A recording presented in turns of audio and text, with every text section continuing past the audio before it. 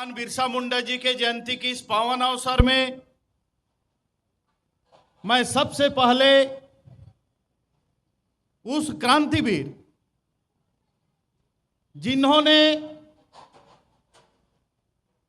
अपने भूमि के लिए, अपने मर्यादा के लिए, अपने सम्मान के लिए अपने जान की आहुति दे दिए, ऐसे भगवान बिरसा मुंडा जी को मैं सत सत नमन करता हूं। भारत के संविधान के निर्माता भारत रत्न बाबा साहब डॉक्टर भीमराव अंबेडकर जी, जिनके संविधान के कारण आज हम यहां हैं, बाबा साहब भीमराव अंबेडकर जी को मैं सत सत नमन करता हूं। और बहुजन समाज के महानायक माननीय कांशीराम साहब, जिन्होंने हमको अपने हक, अधिकार और वोट के महत्व को बताया, बहुजन समाज पार्टी के संस्थापक माननीय कांशीराम साहब को सत सत नमन करते हुए आज मंच पे हमारे मुख्य अतिथि के रूप में आसीन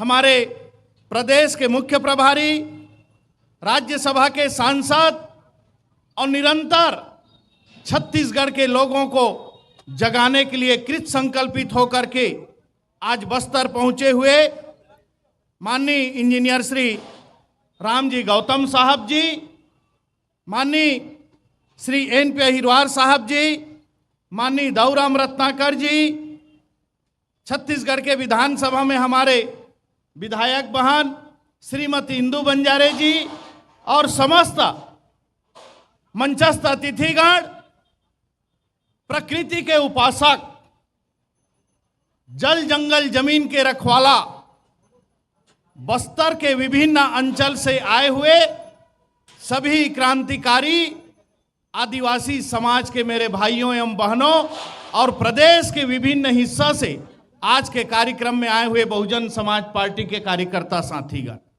आप सभी को मेरा सादर जय भीम। और बूढ़ा देवला सेवा सेवा, बूढ़ा देवला सेवा सेवा। सम्मानीय साथियों, ये भारतवर्ष आदिवासियों का देश है। कभी इस देश के शासक, इस देश के मूल निवासी आदिवासी समाज होते थे, लेकिन आज की इस गंदा राजनीति ने इस देश पे राजपाट करने वाले इस आदिवासी समाज को मांगने वाला समाज बना दिया। जो कभी देने वाला था, जो कभी सबके साथ न्याय करने वाला था, ऐसे समाज को आज मांगने वाला समाज बना दिया।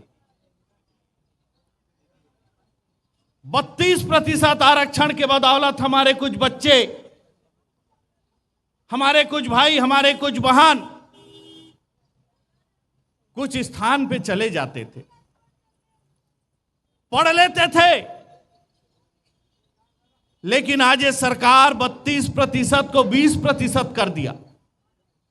और राजनीति देखिए, केंद्र में बैठा हुआ भारतीय जनता पार्टी का सरकार कहता है ये कांग्रेस के कारण हुआ, और प्रदेश में बैठा हुआ कांग्रेस का सरकार कहता है ये भारतीय जनता पार्टी के कारण हुआ। साथियों, किसके कारण हुआ ये तो अलग बात है, लेकिन 32% तो 20% हुआ। और आजादी के बाद से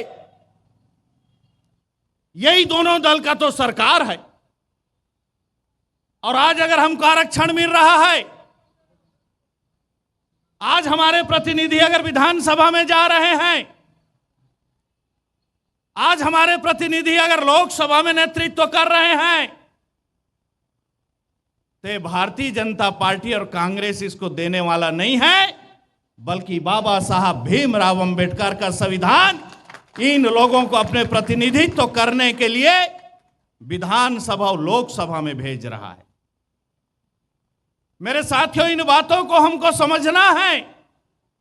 ये शोषण करने वाले लोग हमको झूठा वादा दिखा करके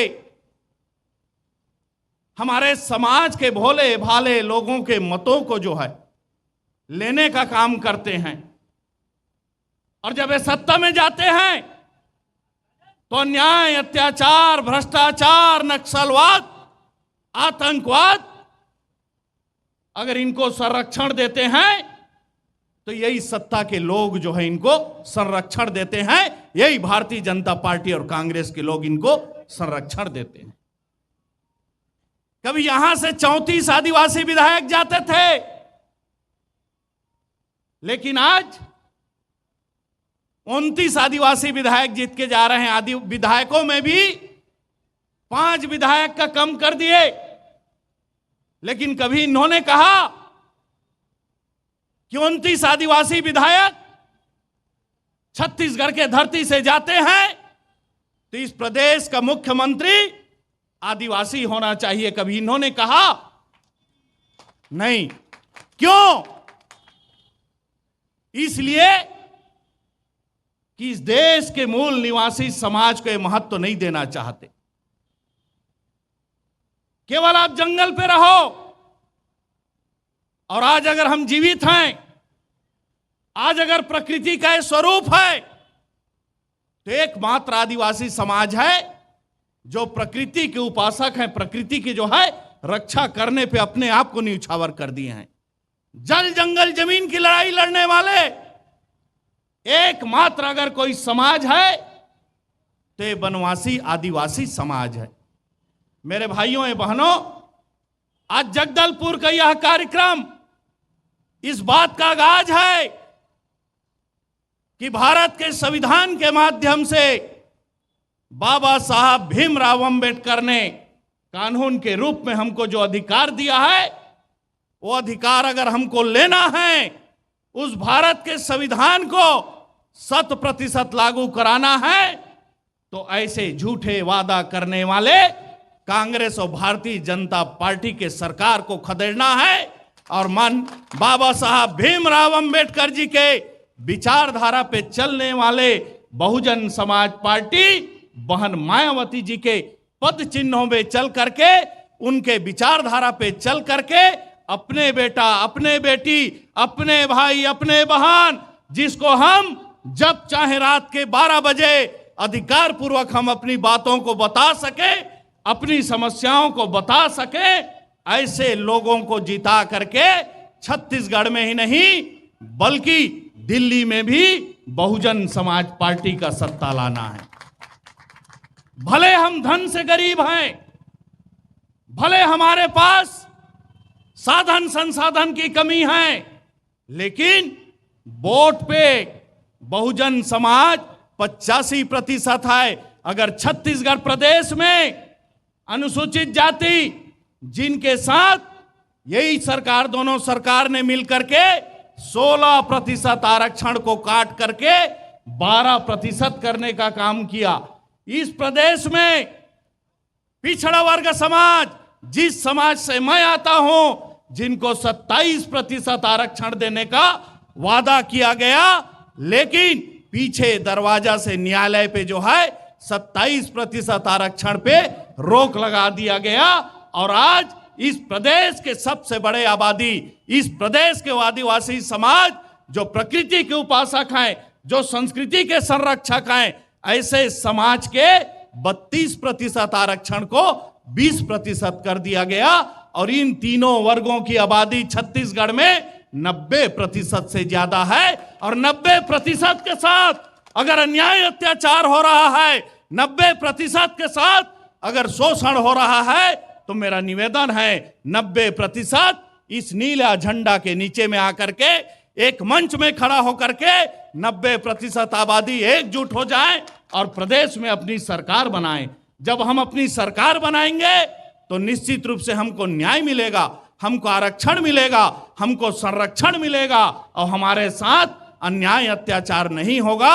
आज ये जगदलपुर के इस मंच से ये आगाज है, जाइए आप अपने गांव, जाइए आप जहां जहां रहते हैं, अब ऐलान कर दीजिए आने वाला 2023 बहुजन समाज पार्टी का होगा और हाथी छाप को जिताना है। ऐसे निवेदन के साथ में मैं बहुत बहुत धन्यवाद देता हूं आदरणीय प्रदेश के अध्यक्ष पयाम जी को, आपके बस्तर के बेटा, आपके भाई जो पूरे छत्तीसगढ़ में बहुजन समाज पार्टी को जगाने में लगे हैं। और आज हम पूरे छत्तीसगढ़ से बस्तर आए तो जगह जगह में हमारा सम्मान किया गया, स्वागत किया गया। इतना बड़ा जो है कार्यक्रम यहाँ आयोजित किए तो माननीय पयाम जी के साथ ही साथ यहाँ एक एक कार्यकर्ता को मैं हृदय से धन्यवाद देता हूं। और आपका ये संकल्प, आपका ये लगन, आपका ये उत्साह निश्चित रूप से 2023 में बहुजन समाज पार्टी का सरकार बनाएगा। इन्हीं विश्वास के साथ, इन्हीं निवेदन के साथ सभी साथियों को मेरा सादर जय भीम नमन।